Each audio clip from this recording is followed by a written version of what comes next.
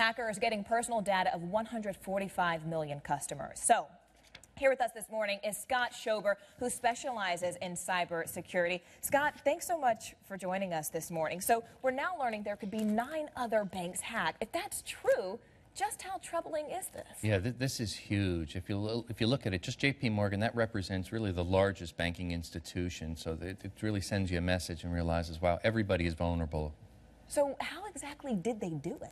Well, they're very smart. If you think about it, what they did was they looked for the vulnerabilities. They don't always come through the back door. Sometimes they find the biggest weakness, and that's exactly what they did here. A web server portal with employee access for web development and things like that allows you to get on with a username and a password. So the employee access was key. Yes, that was what was really compromised in this case. Normally, if you have to access their servers that are secure, you have to use two-factor authentication, where you have username, password, and then a third code that you have to enter that's texted or created there for extra security.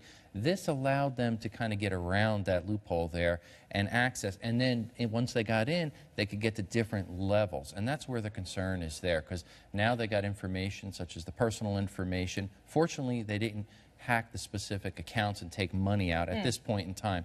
Doesn't mean that there'll be things of that nature that are revealed in the future. Hopefully not.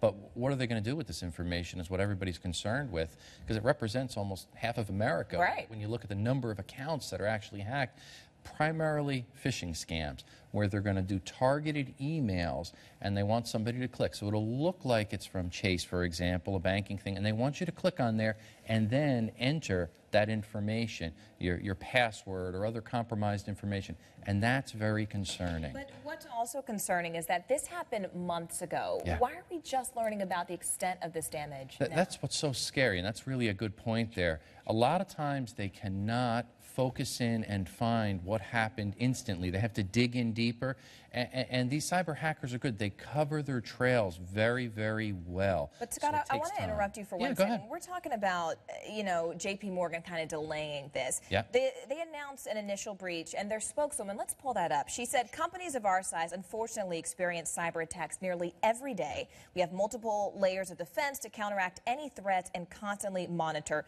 fraud levels. So the reality of it is we know they're not working really well. So is it enough? No, it's not enough, obviously, and they themselves have said that they're going to spend $250 million just this year alone, 1,000 employees, just to monitor and try to take care of these things. What needs to be done really is early detection. It needs to happen instantly.